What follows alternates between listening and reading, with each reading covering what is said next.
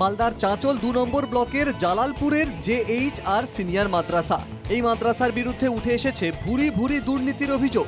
দ্বাদশ শ্রেণীর পড়ুয়াদের অভিযোগ, ক্লাসের ভর্তির ফি 240 টাকা হলেও নেওয়া হচ্ছে 500 টাকা করে।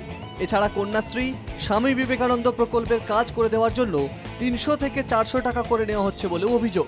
প্রথমত যেটা ভর্তি আমাদের 500 টাকা করে নিচ্ছে আমাদের কাছে ভর্তির জন্য, এবং স্লিপে আমাদের দিচ্ছে 240 টাকা করে। আমার ভাগ্নি পড়াশোনা করে এখানে, দুটো ভাগ্নি পড়াশোনা করে, তাদের কন্যাশ্রীর টাকা বেশি নেওয়া হয়। আচ্ছা, অভিযোগ করেছো তোমরা? আমরা অভিযোগ এর আগেও করেছি, অভিযোগ আমরা সুপার সাহেবের সাথে আমরা হেডমাস্টারকে অভিযোগ করেছি, কিন্তু সেই অভিযোগে কোনো লাভ হয়নি।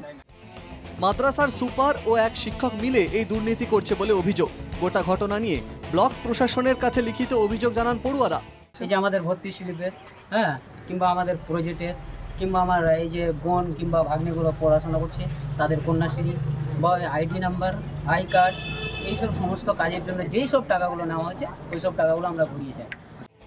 এ বিষয়ে প্রশ্ন করা হলে ক্যামেরার সামনে কথা বলতে অস্বীকার করেন মাদ্রাসার প্রধান শিক্ষক। ছাত্রছাত্রীরা যে অভিযোগ করছেন আপনার স্কুলের,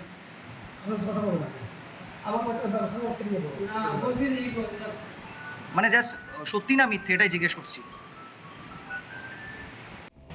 সব ক্ষেত্রেই রাজ্য সরকারের প্রকল্পে দুর্নীতি হচ্ছে বলে অভিযোগ বিজেপির। ঘটনা সত্যি হলে ব্যবস্থা নেওয়ার আশ্বাস বিধায়কের। মুখ্যমন্ত্রীর সাধের প্রজেক্ট কন্যাশ্রী, তাকেও ছাড় দিচ্ছে না। আজকে এই প্রজেক্ট করতে গেল ফর্ম ফিল আপের টাকা, বিভিন্নভাবে টাকা নেওয়ার চেষ্টা করছে, দুর্নীতি চলছে। এটা খুব দুর্ভাগ্যজনক। আমাদের এরকম দুর্নীতি হয়েছে কিনা আমার ঠিক জানা নেই। আমি দ্রুতগতিতে জানার চেষ্টা করব, বিডিও সাহেবকে বলবো তদন্ত করতে, সেখান থেকে খবরটা পাবো। এরকম যদি কোনো ঘটনা ঘটে থাকে তাহলে তাদের বিরুদ্ধে চরমতম ব্যবস্থা গ্রহণ করা হোক, এটা আমি চাইব।